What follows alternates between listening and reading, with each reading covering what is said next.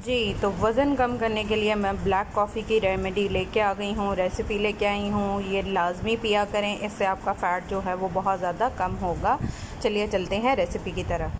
बिस्मिल्लाहिर्रहमानिर्रहीम, अस्सलामुअलैकुम। हुज़ैफ़ा's किचन में सबका वेलकम है। मैं हूँ शेफ़ ज़ोहरा।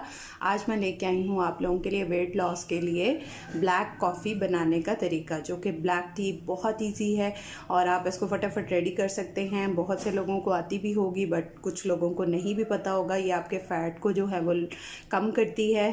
तो फटाफट से चलते हैं रेसिपी की तरफ। सबसे पहले हमने 1 कप जो है वो भर के ले लेना है पानी का और फ्लेम को हाई कर देना है। इस पे बॉयल आने दें। जी, इस पॉइंट पे अब 1 टीस्पून हम कॉफ़ी का ऐड कर देंगे। मैं डाल रही हूँ नेस्कैफ़े की, आप जो भी यूज़ करना चाहें वो आप कर सकते हैं। 1 टीस्पून ये ऐड कर देंगे। बिस्मिल्लाह।